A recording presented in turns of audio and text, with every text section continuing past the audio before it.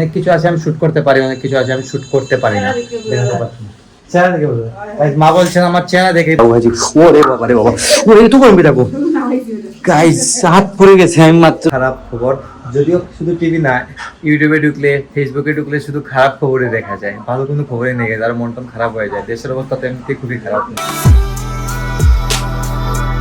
Hello guys, welcome to my new blog. কেমন আছেন আপনারা সবাই? আশা করছি আপনারা সবাই ভালো আছেন। গাইস আমাদের ব্লগ স্টার্ট করার একটা রুটিন হয়ে গেছে, প্রতিদিন সন্ধ্যা হয়ে যায় ব্লগ স্টার্ট করতে করতেই। রুটিনটা গাইস যদি এটা ভালো রকম মেনটেন করতে হবে, সকাল সকাল ব্লগটা স্টার্ট করা কিন্তু জরুরি। কিন্তু গাইস 2 দিনে একটা ব্লগ আসে, তো তাই তেমন একটা প্রেশার না নিলেও হয় আর কি। সন্ধ্যা হয়ে গেছে, বাসায় আসলাম, অনেক কাজ থাকে গাইস। বাসার কাজটা এখন কিন্তু লাস্ট পর্যায়ে আছে, আর বেশি বাকি নেই, এখন লাস্ট কাজ চলতেছে, বাসার ইন্টেরিয়রের কাজটা চলতেছে। আপনারা তো বুঝতেই পারতেছেন গাইস, একটা বাসা তৈরি করা কি পরিমাণ প্রেশার নিতে হয়, তো যা প্রেশারটা ফুললে আমার উপর যাচ্ছে আপনারা বুঝতে পারতেছেন সেটা। তো অনেক কিছু আছে আমি শুট করতে পারি, অনেক কিছু আছে আমি শুট করতে পারি না। চেহারা দেখে বলবে মা বলছেন আমার চেহারা দেখে বোঝা যাচ্ছে যে কি পরিমাণ প্রেশার যাচ্ছে আমার উপর দিয়ে। সত্যি কিন্তু ভাই আমার শরীরের অবস্থা দেখুন, যদিও ডায়েটেও আছি, এক্সারসাইজ করছি, তারপরেও কিন্তু আবার দৌড়াদৌড়ি তো একটা আছেই সাথে। মানে অবস্থা পুরোই খারাপ, কিন্তু খুবই খারাপ। তো এখন মা সন্ধ্যার নাস্তা বলতে কি দেখুন, মা ঠাকুরকে ভোগ দিয়েছিলেন আম কেটে, আম খাবো। আমটা গাইস আমি খাই, ফ্রুটস খাই, আপনারা সেটা জানেন ভালো করে। আর এগুলো বাবা নিয়ে আসলেন, এগুলো তো গাইস আমি সব সময় অ্যাভয়েড করি, আপনারা সেটা জানেন। হয় তো খাইলাম গাইস মা বাজার প্রসাদ খাওয়ার জন্য। হ্যাঁ গাইস বাবা আসছে, দেখুন বাবা আপনি কৃষ্ণ প্রসাদ খাবেন এখন বসে। লাও বললে বা তেল লাও।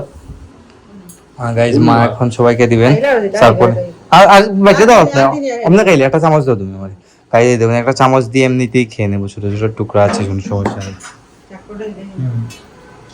তবে আমটা কিন্তু গাইস খুবই মজার, খুবই মিষ্টি কিন্তু।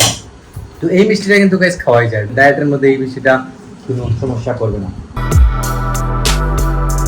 তো guys good morning, this is next day morning guys. সকাল সকাল প্রতিদিনই আমাদের ঘরেও তাড়াহুড়া লেগে যায় গাইস, সবার কিন্তু। মায়ের তাড়াহুড়া লাগে, আমার লাগে, বাবার লাগে। আর আজকে কিন্তু গাইস ভাইয়ের তাড়াহুড়া লাগে না, কারণ ভাই এখনো ঘুমে আছে, ও উঠে নাই। কারণ গাইস ওর পরীক্ষা তো পিছিয়ে গেছে, আপনারা সেটা জানেন, যার কারণে একটু রিল্যাক্সে আছে আর কি এখন। যাই হোক, তো আমি আমার কাজটা সেরে আসলাম, এদিকে ব্রেকফাস্টও রেডি। দেখুন আজকে ব্রেকফাস্টে কি অনেক কিছু গাইস, ব্রাউন রুটি, তারপর একটা বয়েল এগ, তারপর কলা, টক দই, ছোট ছোট করে কাটা আম। তো এটা কিন্তু গাইস হেভি ব্রেকফাস্ট হতে চলেছে আজকে। আমার ভালো লাগে কিন্তু সকালে এরকম ব্রেকফাস্ট দেখলে। যাই হোক, আর আগামীকালকে হচ্ছে গাইস আবার একাদশী। তো একাদশীর আগের দিনও আমরা আবার নিরামিষ খাই। তো আপনারা দেখতে পারেন গাইস আমরা প্রায় দিনই, মানে প্রতি সপ্তাহে 2-3 দিন নিরামিষ থাকি আমাদের। তো নিরামিষ খাওয়াটা কিন্তু ভালো এমনিতে। তো মা রান্না করেন, গোপালকে ভোগ দেন, তো এটা করে দেখুন আজকে গাইস মা ঠাকুরকে ভোগ টুক দিয়ে এখন এসে জব করছেন। আর এদিকে দেখাই আপনাদেরকে, গোপালকে ভোগ দেওয়া হয়েছে। এই দেখুন আমাদের গোপাল, খুবই কিউট গোপাল গাইস, আপনারা দর্শন করে নিতে পারেন গোপালকে। যাই হোক, আর এদিকে আমাদের বৃন্দা দেবীও গাইস, আমাদের বৃন্দা দেবী কিন্তু খুবই সুন্দর, আপনারা দেখতে পাচ্ছেন। তো আপনারা দর্শন করতেই পারেন গাইস। যাই হোক, তো আমি এখন ব্রেকফাস্ট করবো। ব্রেকফাস্ট সেরে গাইস, আপনারা জানেন আমার অনেক কাজ থাকে সারাদিন, সেগুলো ছাড়তে হবে, কিছু করার নেই গাইস। আর কয়েকদিন, আর 2-3 মাস বাকি, হয়তো 2-3 মাস পরে মোটামুটি একটু ফ্রি হয়ে যাব আমি আশা করছি। আর আপনারা আমাকে বেশি বেশি করে সাপোর্ট করে যাবেন গাইজ। আমি প্রতি একদিন পর পর ব্লগ আপলোড করছি, তো আপনারা যদি বেশি সাপোর্ট করেন তাহলে আমি রেগুলার আপলোড করার ট্রাই করবো। আমি কিন্তু এটা শুরু থেকে বলে আসছি আপনাদেরকে, তো বেশি বেশি করে সাপোর্ট করবেন আমাকে। তো গাইজ এখন আসলাম কিচেনে, এদিকে মা রান্না শুরু করে দিয়েছেন, রান্নাবাড়া চলছে মায়ের। তো কিতা অর্ডার এটা, এটা হচ্ছে গাইজ পটল বড়া রান্না করছেন, এরকম পটল ভাজি করছেন এরকম। এটা বেসন দিছো না না গুড়ি দিয়া করছো বালি? গাইস বেসন কিন্তু একদম অল্প দেন, আর গুড়িটাই একটু বেশি থাকে বোধহয়, মানে জাস্ট গাইস একটু দিয়ে করতেছেন আর কি বড়াটা। বেশি বেসন দিলে গাইস তেলও বেশি লাগে আমার মনে হয়, নাই দেখো তেল বেশি লাগে না বেশি বেসন দিলে।